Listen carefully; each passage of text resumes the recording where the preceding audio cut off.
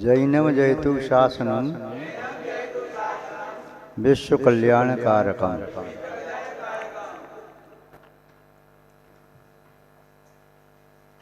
उपस्थित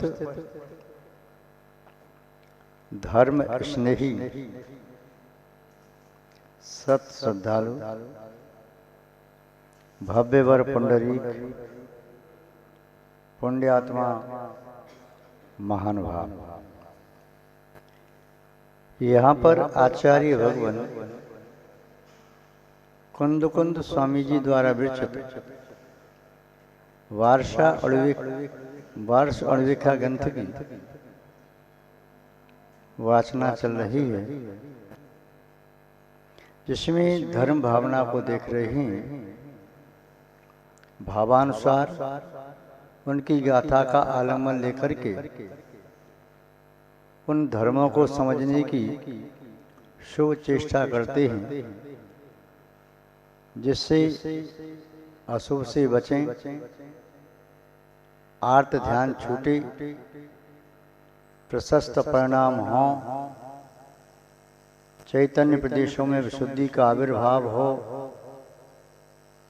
धर्म के विलक्षण हमारी आत्मा में समुत्पन्न हो सकें। क्यों जैसी चर्चा करते हैं वैसा चिंतन बनता है, और जैसा चिंतन और चर्चा होती है चर्या भी वैसी बनने लगती है। इसलिए चर्चा शुरू करना श्रेयस्कर है। चिंतन प्रशस्त होना चाहिए और चर्या भी पाप विमोचनी, पुण्य वर्धनी और चेतना की गहराई में ले जाने के लिए हो जाना चाहिए। संसार परिभ्रमण कराने वाली तीन युगों की प्रवृत्ति अनादि काल से इस आत्मा के साथ लगी रही, किंतु अब मनवचन काय की अशुभ प्रवृत्ति का निराकरण करके शुभ प्रवृत्ति रूप यहाँ सम्यक पुरुषार्थ करना है। तो आचार्य महोदय यहाँ सर्वप्रथम सत्य अनपेक्षा के संबंध में बता रही हैं कि धर्म अनपेक्षा में सत्य का चिंतन कैसे करें। वह सत्य जो आत्मा का व धर्म का लक्षण है, वह आत्मा के प्रदेशों में कैसे उत्पन्न हो। कृषक भूमि पर बीज का वपन करता है, फिर उसमें अंकुर उत्पन्न होता है। वपन पहले करता है, अंकुर उत्पन्न होता है, उसके पहले भूमि का परिमार्जन करता है, भूमि का पहले बनाता है, शोधन करता है। जब भूमि की प्यास जागती है, जब भूमि में उर्वरा शक्ति पैदा हो जाती है, तो कृषक के द्वारा वपन किया गया बीज समुचित खाद्य, जल, सूर्य की किरण आदि को प्राप्त करके, प्राण वायु को प्राप्त करके वह अंकुरित भी होता है और पुनः पल्लवित पुष्पित फलित भी होता है। यहाँ पर सत्य के संबंध में आचार्य महोदय ने जो गाथा कही है उसे देखते हैं। पर संतावय कारण वैणम भूतूर्ण सपरहिद वैणम जो बदति भिक्षु तुरियो तत्सतु धम्मो हवे सत्यम कंका भावणि वित्तम कंका भावणि वित्तम किच्चा वीरग भावना जुत्तो जो बट्टदि परम मुनि तत्सतु धम्बो हवे शौचम बद समिधि पालनाय दंडचायेण इंद्रिय जैण परिणम मानस पुनो संयम धम्बो हवे तस् संयम धम्बो हवे लियमा विषय कसाय विज्ञ भावम का गुण जान सजाई जो भावई अपाड़म तत्सतवम होदीयमीण। अत्यंत सुंदर शुभ पर संताप कारण दूसरों को संताप देने के कारण भूत वैणम भूतुण वचनों को छोड़ करके जो भिक्षु संयत साधु यति भदंत मुनि श्रमण व अनगार जितेंद्रिय ऋषिकेश वातसना दिग्भाषा इत्यादि जिनके पर्यायवाची नाम हैं, ऐसा वे साधक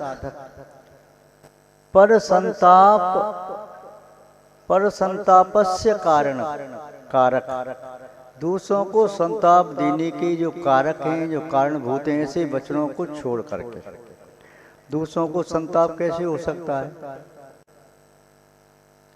कैसे वचनों से जो संताप होता है? जो दूसरे के मन को दुखाने वाले, फिर क्या करें? दूसरे की हामी हम मिला दें। दूसरे की हामी हम मिलाने की बात नहीं कह रही, किंतु बात यहाँ ये कह रही है, जो वचन आपको बोलना है हितकारी वचन बोलो, प्रिय वचन बोलो, सीमित बोलो। और ये हितकारी प्रिय और सीमित वचनों को भी सामने वाला नहीं सुनना चाहता है, उससे भी उसको संताप होता है, तो वहां मौन रह जाओ। किंतु दूसरों को संताप देने वाले वचन वे सत्य हों तब भी वे असत्य की कोटि में आ जाते हैं। तो ऐसे वचनों का परित्याग कर देना चाहिए। हिंसक वचन, जिन वचनों से हिंसा होती है, दूसरे का दिल दुखता है, मुश्किल ही है बोले तब भी सामने वाले का दिल दुख जाता है, और कई बार न बोलें तब भी दिल दुखता है, आप तो बोलते ही नहीं, शायद नाराज हैं, हमसे क्या गलती हो गई। अच्छी बात, हित की बात कहें तब भी खराब लगता है, क्योंकि संभव है वह बात उनके मन के अनुकूल न हो।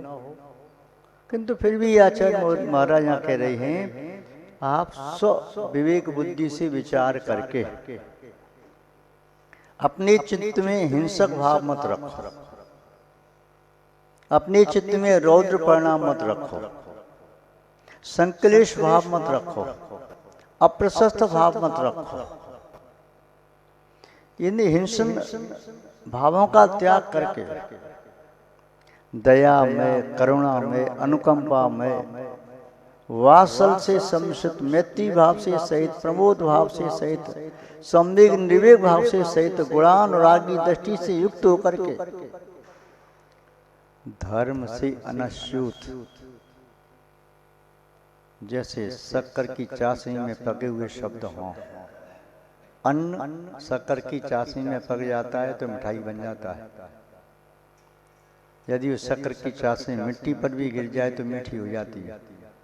ऐसे ही जो वचन इन अहिंसा, करुणा आदि भावनाओं से सहित होते, मिश्रित होते हैं, कदाचित असत्य वचन भी सत्य की कोटि में आ जाते हैं। इसलिए सत्यानुवत के लिए कहा, ऐसा सत्य भी मत बोलो जिससे दूसरों के प्राण चले जाएं। वह असत्य भी सत्य से श्रेष्ठ हो सकता है जो असत्य अहिंसा की रक्षा करने वाला हो, जो असत्य सत्य की रक्षा करने वाला हो, जो असत्य अचौर की रक्षा करने वाला हो, जो असत्य ब्रह्मचर्य की रक्षा करने वाला हो, जो असत्य आपको परिग्रह से विरक्ति दिलाने वाला हो, जो असत्य संसार शरीर भोगों से वैराग का निमित्त बन जाए। जैसे रतनचूल मणिचूल मित्रों की कथा आपने सुनी, सगत चक्रवर्ती की, उसका पुत्र मृत्यु को प्राप्त तो नहीं हुआ, देव ब्राह्मण का रूप बना करके आया था, मिथ्या बोला उसने। और सगत चक्रवर्ती के पुत्रों को भागीरथ को छोड़कर 6 सबको मूर्छित कर दिया। ये सब मिथ्या ही तो था, किंतु फिर भी किसके लिए था? उसके वैराग्य के लिए। असत्य प्रवृत्ति होते हुए भी वह सत्य से श्रेष्ठ हो सकती थी। महानुभाव तो पर संताप के कारणभूत शब्दों को, वचनों को मत बोलो। हिंसा के कारणभूत आपके वचनों को सुनकर के वो हिंसा कार्य में प्रवृत्त हो जाए, ऐसे वचन मत बोलो। आपके वचनों को सुनकर के उसके चित्त में हिंसा का भाव जागृत होता है, ऐसे वचन बोलो। आपके वचन सुनकर के वह हिंसा रूप वचन बोलने लगता है, ऐसे वचन मत बोलो। आपके वचनों को सुनकर के वह स्वयं असत्य बोलता है, ऐसे वचन मत बोलो। आपके वचन सुनकर के वह चोरी में प्रवृत्ति करता है, ऐसे वचन मत बोलो। आपके वचन सुनकर के वह कुशील सेवन करता है, ब्रह्म को छोड़ देता है, ऐसे वचन मत बोलो। आपके वचन सुनकर के वह प्रक्रिया में आसक्त हो जाता है, ऐसे वचन मत बोलो। आपके वचन सुनकर उसे क्रोध आता है, अहंकार आता है। आपके वचन सुनकर के मायाचारी करता है, छल कपट करता है। आपके जिन वचनों को सुनकर के वह लोभ की प्रवृत्ति में पड़ जाता है। आपके वचनों को सुनकर के असंयमी हो जाता है। आपके वचनों को सुनकर के तप से च्युत हो जाता है। आपके वचनों को सुनकर के त्याग की भावना नष्ट हो जाती है। आपके वचनों को सुनकर के वह अपनी अकिंचन स्वभाव को विस्मृत करके पर में मोहित हो जाता है। और आपके वचनों को सुनकर के वह पर वस्तु में परंगना में रमण करता है। ऐसे वचन सत्य होते हुए भी असत्य की कोटि में आते हैं। और ये वचन चाहे तत्काल में प्रत्यक्ष में संताप के कारण न हो, किंतु ये वचन परोक्ष में तो नियमतः संताप के कारण। आचार्य महोदय कह रहे हैं पर संताप का, दूसरों को संताप देने वाले वचन मत बोलो। और जिनसे स्वयं को संताप हो ऐसे वचन भी मत बोलो। पर संताप शब्द ही क्यों कहा, क्यों हो सकता है? आप स्वयं का आनंद ले लें।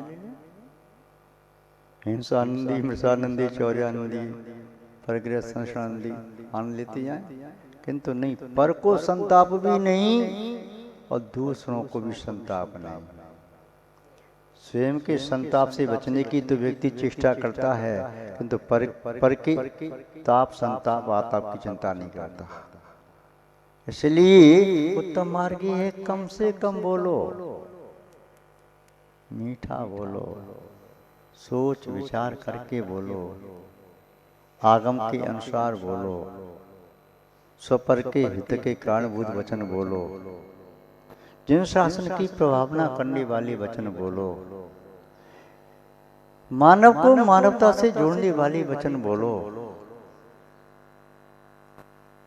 संसार में अहिंसा की स्थापना करने वाले वचन बोलो, विश्व में शांति की स्थापना करने वाले वचन बोलो, कर्तव्य का बोध कराने वाले वचन बोलो, मैत्री, प्रमोद, कारुण्य, माध्यस्थ आदि भावनाएं उद्योतन को प्राप्त हो ऐसे वचन बोलो। ऐसे वचन बोलो जिससे व्यक्ति के मन में स्वयं की समाधि की भावना उत्पन्न हो, संलेखना की भावना उत्पन्न हो, आत्म कल्याण करने की भावना उत्पन्न हो। ऐसे वचन बोलो। ऐसे वचन बोलो जिससे विनय की वृद्धि हो। ऐसे वचन बोलो जिससे सत्यता की वृद्धि हो। ऐसे वचन बोलो जिससे ईमानदारी की वृद्धि हो। ऐसे वचन बोलो जिससे व्यक्ति में निस्संग भावना जागृत हो। ऐसे वचन बोलो जिससे चित्त पवित्र हो जाए। ऐसे वचन बोलो जिससे चित्त का मल प्रक्षालित हो जाए। ऐसे वचन बोलो जिन वचनों को सुनकर के सुनने वाले का जीवन सफल और सार्थक हो जाए और बोलने वाले का जीवन भी सफल और सार्थक माना जाए। सवर हृदय स्वप्रकाशित करने वाले वचन यही बोलना चाहिए। जो बदद भिक्खु तुरियो, ऐसे वचनों को जो भिक्षु, जो सत्साधु, संयमी नर श्रेष्ठ यति वृषभ उत्तम संयत आत्महितैषी धर्म रक्षक लोकपाल जिन शासन संवाहक व जिन शासन उन्नति करा, ऐसे शब्दों को बोलता है। तत्सदुदम्बो अभी सच्चम, निस्संदेह उसके सत्य धर्म होता है, उसके ही सत्य धर्म होता है। जिस कृषक ने अपने खेत में इक्षु दंड का वपन किया है, उसके खेत में ही गन्ने के पेड़ दिखाई देते हैं, और जो वास्तव में गन्ना है उसमें ही मधुर रस होता है। तो ये वचन भी मधुर रस की तरह से हो, मधुर संगीत के गान की तरह से हो, जिन वचनों में ज्ञान की प्रधानता हो, जिन वचनों में व्यक्तित्व की महानता हो, जिन वचनों में संयम की गंभीरता हो, जिन वचनों में विद्या कलाओं की गूढ़ता हो, जिन वचनों में दया प्रमुख हो, जो वचन व्यक्तित्व का आमुख हो, ऐसे वचन बोलना साधक को शोभा देता है। और ऐसे साधक के ही सत्य धर्म अवतरित होता है। जैसे बांझ स्त्री के गर्भ नहीं ठहरता, वैसे ही असत्यवादी साधक के चित्त में संयम नहीं ठहरता। जैसे नपुंसक पुरुष वंश की वृद्धि नहीं कर सकता, वैसे ही असत्यवादी साधु जिन शासन की प्रभावना नहीं कर सकता। कटु भाषा बोलने वाला, निंद भाषा बोलने वाला, चापलूसी की भाषा बोलने वाला, स्वार्थ सिद्धि की भाषा बोलने वाला, चोरों की तरह से छलकपट की भाषा बोलने वाला न तो स्वार्थ हित करने में समर्थ होता है, न पर हित में समर्थ निमित्त बन पाता है। आचार्य महोदय के इन भावों को समझने की पुनः पुनः में कोशिश करना है, पुनः पुनः कोशिश करेंगे तो आचार्य महोदय के भाव समझ में भी आएंगे। यदि आचार्य महोदय के भाव समझ गए, जो जो आचार्य महोदय के भाव समझ गए, उनके चित्त मज गए। अब मलिन गंदे झूठ ही नहीं रहे, स्वच्छ हो गए, शुद्ध हो गए। आचार्य महोदय के भावों को समझने की चेष्टा करो, भावों को समझो, और जो भावों को तक पहुंच जाता है, भावों को पकड़ लेता है, भावों को जान जाता है, वह अभावों में नहीं जीता, कुभावों में विभावों में परिणति नहीं करता, सुभाव को और स्वभाव को प्राप्त करता है। महान भाव उत्तम सत्य धर्म के संबंध में समझते हैं, इतना ही पर्याप्त है। अब शौच धर्म के संबंध में आचार्य महोदय के भावों को देखते हैं। कंका भावलिवित्तम किच्चा वीरग भावना जुत्तो, वीरग भावना जुत्तो, वीरग यानी वैराग्य भावना से युक्त होकर की कंका भाव निमित्तम, जिसने कांक्षा भाव की निवृत्ति कर दी है। संबद्ध दृष्टि के जो 8 अंग हैं, निशंकित, निकांक्षित, निर्विचिकित्सा, अमूढ़ दृष्टि, उपगूहन, स्थितिकरण, वात्सल्य और प्रभावना, ये तब निर्मलता को प्राप्त होते हैं जब वह जीव संसार शरीर भोगों से विरक्त होता है, उसे संसार का यथार्थ बोध हो जाता है, आत्म और अनात्मा का भेद विज्ञान हो जाता है। तो वह संवेगी श्रावक व श्रवण, वह निर्वेगी या वैरागी श्रावक व श्रवण निस्संदेह कांक्षा से रहित हो जाता है। उसमें फिर कोई शंका नहीं रहती।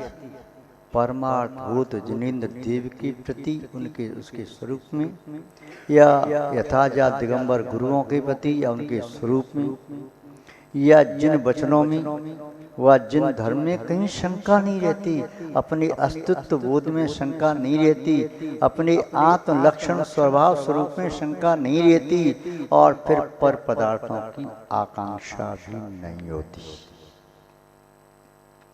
वह अभिलाषा से, आकांक्षा से, चाहना, मांग इत्यादि से वह मुक्त हो जाता है। क्या चाहिए आपको? कुछ नहीं। क्यों? जो मुझे चाहिए वो तो मेरे पास है। मुझे तो अपने शुद्ध स्वभाव का प्रकटीकरण चाहिए, वह मेरे अंदर है। हे जिनेन्द्र देव, मुझे तो आप जैसा अपना स्वरूप चाहिए। जो कहते हैं मुझे क्या चाहिए, मैं आपसे मांगता हूँ, आपको ही मांगता हूँ, ये तो संसार की बात है। मैं आपसे मांगता हूँ, व्यवहार में मांग लिया, मांगना बुरा है। मांगना यद्य बुरा सोचा किया उम्र भर, किंतु अब जो मांगने को आ गया हूँ, कसकर कमर, और फिर सौभाग्य से जब आप सा दानी मिला, तो फिर मांगने में आज क्यों रखूं अब मैं कसर। अब मांगने के लिए आ गया, भिखारी बनी गया, तो फिर मांगता हूँ, तो फिर आपको नहीं, आप जैसे स्वभाव को मांगता हूँ। ठीक है, आपका ये सोचना हो सकता है कि आपको मांगे बिना मैं आप जैसा स्वभाव कैसे पाऊँ। व्यवहार में भक्ति के लिए आलम्बन आवश्यक है। यहाँ पर आचरण में कह रहे हैं वैराग्य से हो गया, संसार का स्वरूप जिसने जान लिया, यह संसार अनंत है, यह संसार असार महासागर जिन स्वामी ताते तारे बड़ी भक्ति नौका जगना। आपकी भक्ति रूपी नौका तार सकती है, वैराग्य की नौका तार सकती है, धर्म ध्यान सुख ध्यान की नौका तार सकती है, संयम की नौका तार सकती है, तप की नौका तार सकती है, त्याग और आकर्षित की नौका तार सकती है। अपने शील में निमग्न हो जाओ, ब्रह्म भाव में लीन हो जाओ, वही नौका तार सकती है। तो संसार का पहले स्वरूप समझ लें, द्रव्य क्षेत्र काल भाव और भव, ये 5 प्रकार के परिवर्तन अनंत बार किए, और एक ही परिवर्तन में अनंत अनंत अनंत काल लग गया। कितने जन्म करते रहे, चहु गति दुख जीव भरे हैं, परिवर्तन 5 करे हैं, सब विधि संसार असारा, या में सुख नाई लगा रहा।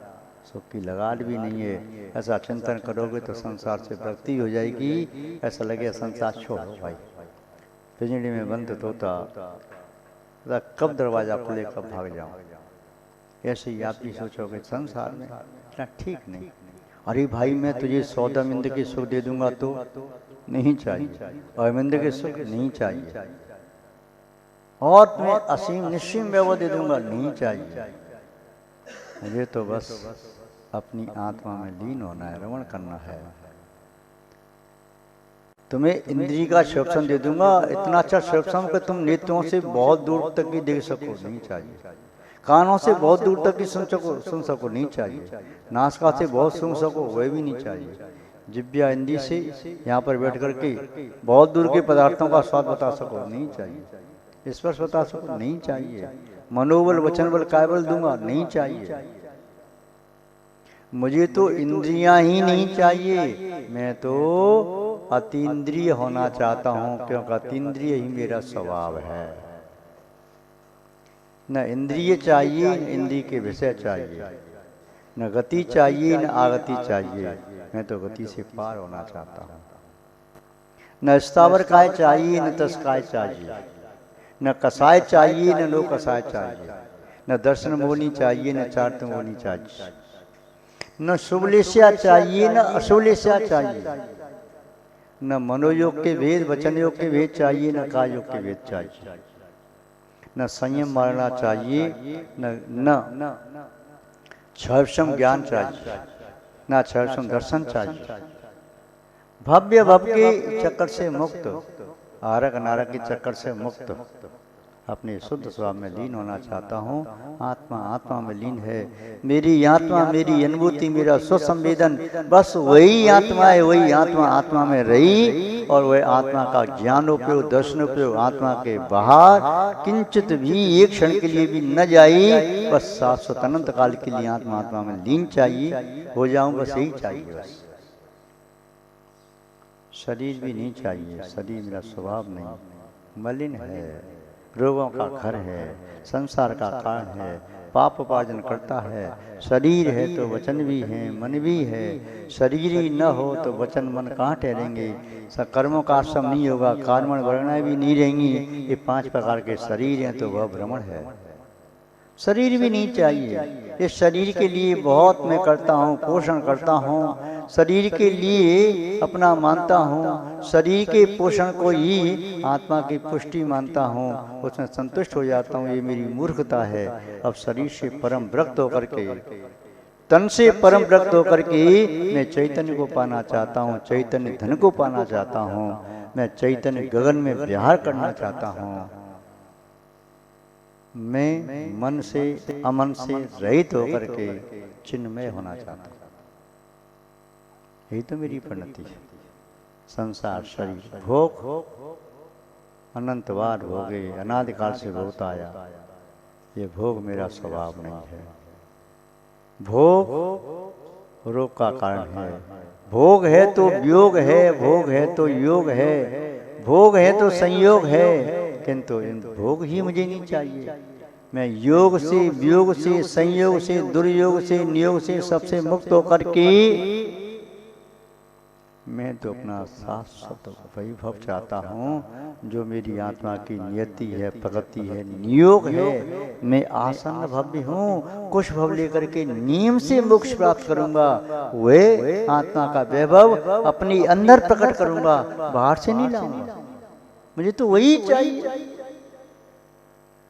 तो इस प्रकार संसार शरीर भोगों से जो विरक्त है, कंखा भाव लिवित, जो कंखा कांक्षा भावों से निवृत्त हो गया, उसके अंदर गिलानी का भाव भी नहीं, कोई अपने स्वरूप के संबंध में मूर्खता भी नहीं, किसी का अनुपूगन करने का भाव नहीं, बस समता से बैठी है, सबका पूगन कुछ कही नहीं रहे। स्थितिकरण ऐसा अपना स्वरूप, ऐसी क्रिया, ऐसी चर्या, ऐसा चिंतन, ऐसी चर्चा, जिससे दूसरे गिरते हुए भी समझ जाएं।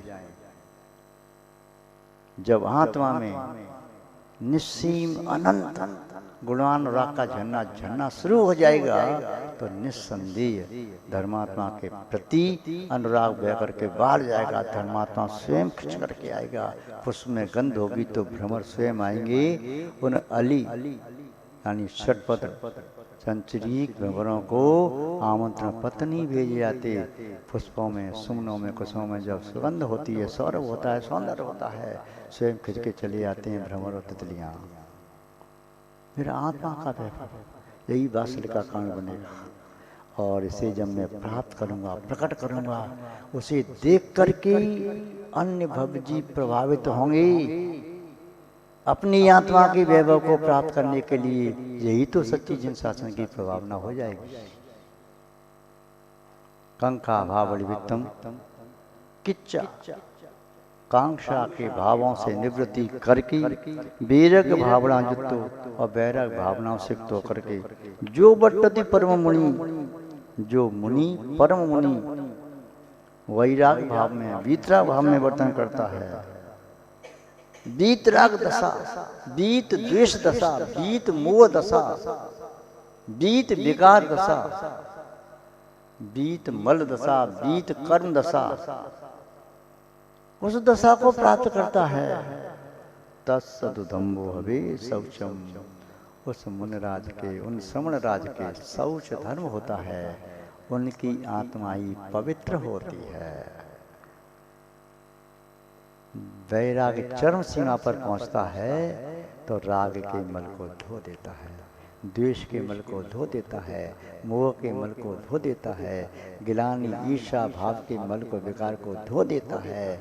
वैराग्य की चरम सीमा पर पहुंचा हुआ साधक ही उत्तम शौच धन को प्राप्त कर सकता है। उसके चित्त में फिर लोभ की गंदगी नहीं, उसके चित्त में परिग्रह की आसक्ति रूप मल नहीं, उसका चित्त अत्यंत निर्मल है, विशुद्ध है।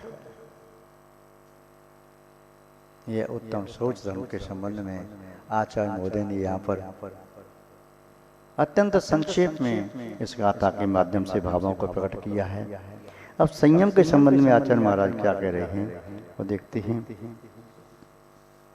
आचार्य महाराज कह रहे हैं, बद समिति पालनाय दंड चायण इंद्रिय जयण। बद बद का ये तो व्रत, व्रत है वृत्ति के परिणाम की फलश्रुति। विरक्ति वृक्ष है और व्रत उसका फल है, संयम उसका फल है। वृत्ति के वृक्ष के बिना संयम रूपी फल प्राप्त नहीं होता। इसलिए पहले जीवन में सत्य को कहा, सत्य आया, फिर पवित्रता को कहा, और जब मन पवित्र होता है तो संयम स्वीकार करता है, तत्काल स्वीकार। चित्त में शुद्धि होती है तो कोई न कोई यम नियम व्रत संयम लेता जरूर है। कोई कितना भी रोके, बहन जी अभी रुक जाओ, अभी दीक्षा क्यों ले रहे हो, ठहर जाओ अभी आप, बहन जी आप ऐसे व्रतवास क्यों कर रहे हो, भैया जी आप रुक जाओ, ऐसा क्यों करते हो। नहीं, इतना आतुर होता है, मुझे चाहिए दीक्षा, चाहिए मैं तपस्या करूंगा, दीक्षा लूंगा। अरे आप नहीं देते हैं तो आपकी अनुज्ञा से, अनुमति से मैं अन्यत्र जाकर के ले सकता हूँ, आप आशीर्वाद दीजिए, वहाँ मुझे मिल जाएगी। किंतु मुझे तो अपना कल्याण करना, दीक्षा चाहिए, मैं तपस्या करूंगा, अपने आप को मैं नियंत्रित करूंगा। जो अंदर तीव्रता पैदा होती है फिर वह चक्रवर्ती की विभूति की भी कामना नहीं करता। 6 खंड के राज्य की अभिप्सा नहीं होती। 96,000 रानियों के साथ रमण करने की भावना एक क्षण के लिए भी नहीं आती। फिर देवोपनीत उत्तम उत्तम भोगों के लिए कभी अभिलाषा चित्त में उत्पन्न नहीं होती। विरक्ति के साथ लिया गया संकल्प व्रत बन जाता है। विरक्ति संसार शरीर भोगों से होती है तो 5 पापों को त्यागने का संकल्प आ जाता है। हिंसा, झूठ, चोरी, कुशील, परग्रह, इन 5 पापों के त्याग का संकल्प ही व्रत है। व्रत तो ले लिए, व्रत का आशय है चेतना की भूमि पर उत्तम फल देने वाली फसल लहरा दे, फसल पैदा करें। और उसकी रक्षा कैसे करें तो समिति, व्रतों की रक्षा करने के लिए 5 समिति हैं। 4 दिशाओं से ईर्ष्या, भाषा, ईर्ष्या, आदान निषेध, 4 दिशाओं से हो गई। इस कोने से इस कोने तक, इस कोने से इस कोने तक, इस कोने से 4 दिशाओं से हो गई। फिर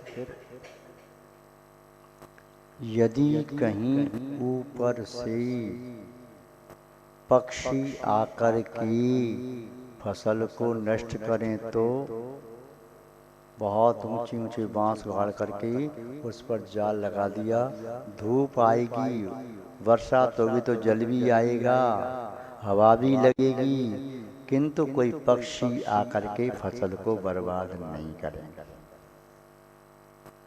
नीचे से दीमक आदि लग जाए, कीड़े लग जाएं तो उसमें वह खाद आदि डालता है, इससे दीमक न लगे।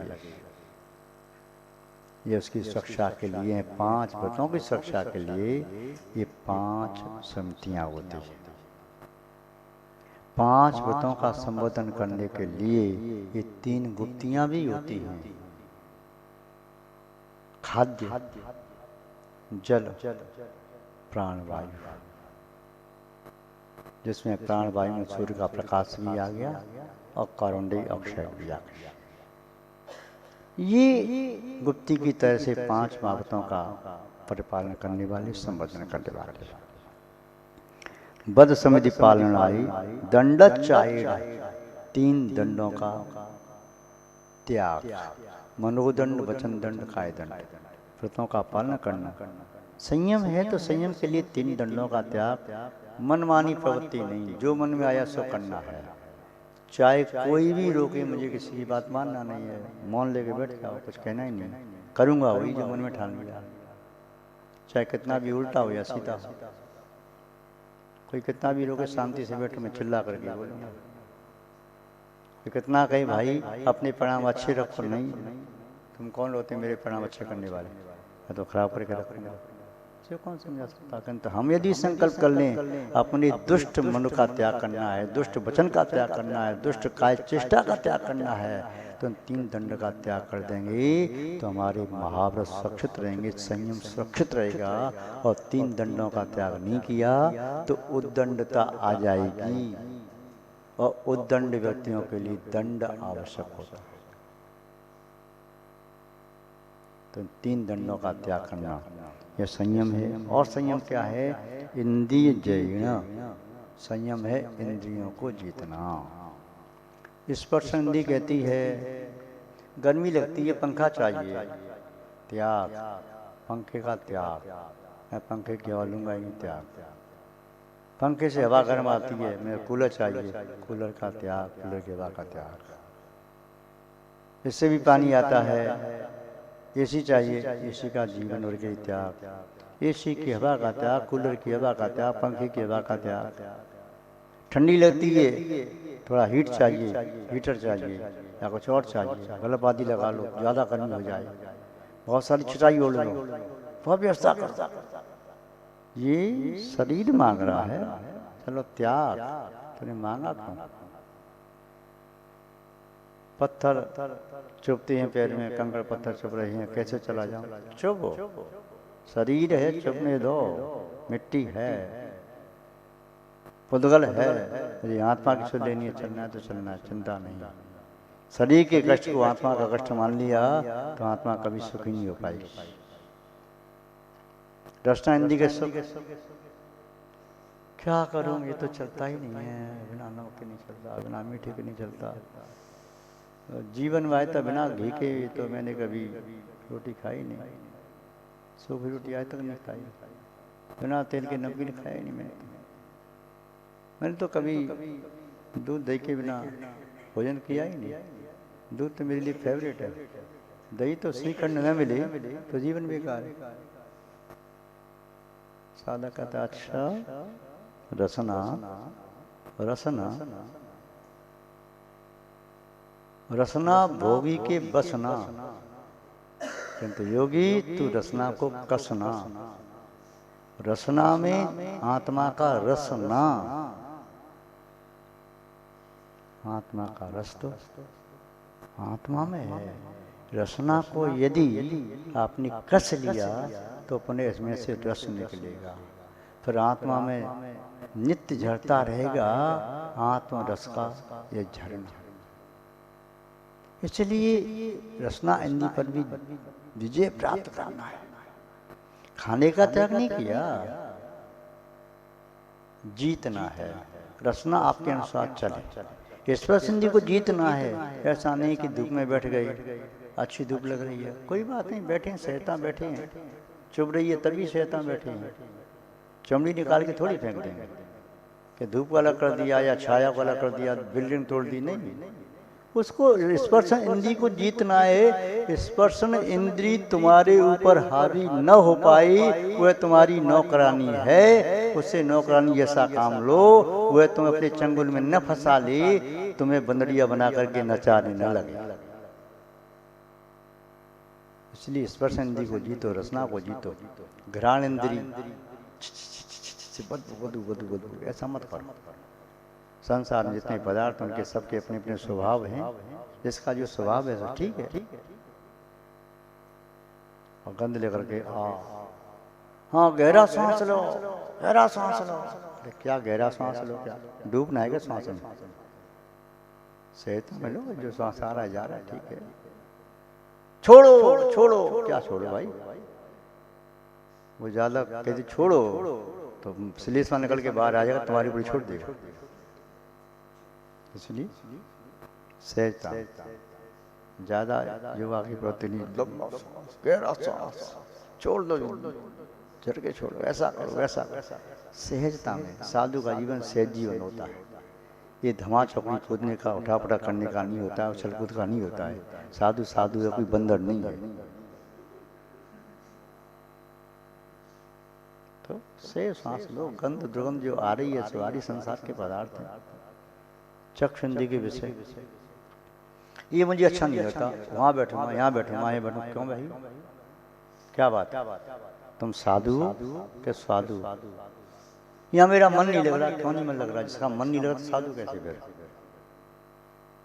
जहाँ निर्देश किया गुरु ने वहाँ बैठ जाओ शांति से, लिखो पढ़ो स्वाध्याय करो तब चिंतन करो। नहीं मैं वहां बैठ के लिख लूँ, वहां बैठ के पढ़ लूँ, यहाँ चला जाऊँ वहां चला जाऊँ, क्यों? जो मन के अनुसार चलता है वो साधु नहीं होता। मन के मते न चालिए, मन के मते अनेक, जो मन पर असवार है सो साधु को एक। जो मन के अनुसार चलता है वह साधु नहीं। मन तो कहेगा यहाँ जाओ वहां जाओ, ऐसा करो वैसा करो। जो मन रूपी घोड़े पर सवार हो गया वही साधु है। और जिसके ऊपर मन रूपी घोड़ा सवार हो गया तो वह साधु नहीं, वो तो गधा है। जिसने अपने ऊपर मन रूपी घोड़े को सवार कर लिया, घोड़े को ढो रहा है, तो स्वयं गधा बन गया। तो मन के अनुसार मत चलो, मनमानी मत करो, जिनवाणी की कही करो। चक्षु इंद्रिय कुछ भी कहती, ये देखना ये देखना ये देखना ये देखना वो देखना नहीं। चक्षु को बंद कर लो, अपनी आत्मा को देखो। बिना आंख खोले आत्मा दिख जाती है, अनुभव में आ जाती है। कर्ण इंद्रिय कहती है ये कर्कश नहीं है, बंद कर। क्या मधुर संगीत है, क्या आनंद आ रहा है, बस उसमें झूम रही है, मटक रही है, नाच रही है। तो उसमें आत्मा का आनंद नहीं है झूमने मटकने नाचने में, वह संगीत का आनंद है। उस संगीत को आत्मा की आनंद का निमित्त बनाना चाहो तो अलग बात है, किंतु आत्मा का आनंद तो बिना संगीत के, बाहर के संगीत के भी आ सकता है। आत्मा की ध्वनि सुनो, आत्मा का संगीत सुनो, तो आत्मा में स्वयं संगीत पैदा हो जाएगा। जैसे पानी में संगीत है, ध्वनि है, जल की बूंद जब जल पर भी गिरती है तो टप टप की आवाज आती है, पत्थर पर गिरती है तो आवाज आती, कहीं आती आवाज आती, उसमें आवाज है। ऐसी आत्मा में भी आत्मा की ध्वनि है, आत्मा का संगीत है। बाहर की इंद्रियों को विराम दे दो तो आत्मा की ध्वनि, आत्मा का संगीत सुनने में आएगा। कर्ण इंद्रिय पर विजय प्राप्त करो, मन पर विजय प्राप्त करो, वचनों पर विजय प्राप्त करो, शरीर की चेष्टाओं पर विजय प्राप्त करो। पंच इंद्रिय मुंडा, मण वच काय त मुंडा, पश्चाचर मुंडाओ, सो साहु अनुभव बोलो। जो स्पर्श घ्राण चक्षु कर्ण पंच इंद्रिय का मुंडन करता है, मनोवचन काय का मुंडन करता है, बाद में सिर का मुंडन करता है, वही तो लोक में साधु होता है। केवल सिर मुड़ाने से साधु थोड़ी बन जाते हैं। सफेद पीले भगवा इत्यादि वस्त्र पहनने साधु से बन जाते हैं। साधु बनते हैं साधुता से। तो यहाँ कहा इंद्रिय जय परिणम मानस सुनो, परिणम मानस पुणो। इस प्रकार के परिणाम से परिणमन करने वाला वह साधक, उस प्रकार के परिणमन वाला वही यथार्थ में भगवान है, परमात्मा है।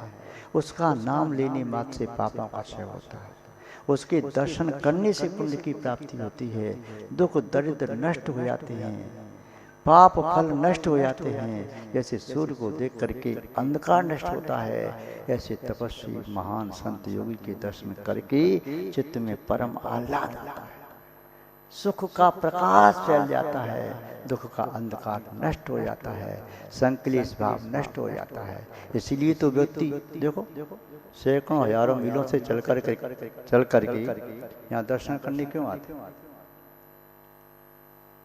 हजारों रुपया खर्च करके आ रहे, अपना समय निकाल के आ रहे, बहुत व्यस्त हैं फिर भी आ रहे। महाराज क्षण भर के दर्शन मिलते हैं आपके तो बड़ा आनंद आता है। एक झलक आपकी मिल जाती है तो ऐसा लगता है कि हमारी चेतना की बैटरी चार्ज हो गई। कहीं आपने हमको देख लिया, हम तो आपको देखते ही रहते हैं, और यदि आपने हमको देख लिया तो तुम धन्य धन्य कृत हो गए। कहीं आपका चरण स्पर्श करने को मिल जाए फिर तो कहना ही क्या, वाह वाह महाभाग्य। और आपने कहीं सिर पर हाथ रख दिया तो सौभाग्य, परम सौभाग्य।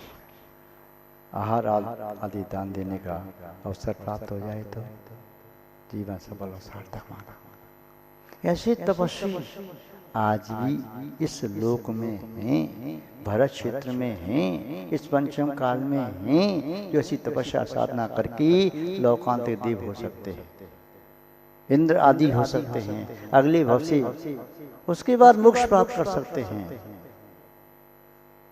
आचार्य महोदय कह रहे हैं तत्सतवम बोधिड़े में, नियम से ऐसे तपस्वी साधकों के ही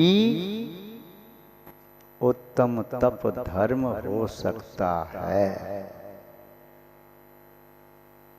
जो व्रत उपवास कर रहे हैं हम उनकी अनुमोदना करते हैं, किंतु वे व्रत उपवास करके अहंकार का पोषण न करें, अपनी विशुद्धि बढ़ाएं, बहुत आनंद का अनुभव करें, बहुत आनंद का अनुभव करें।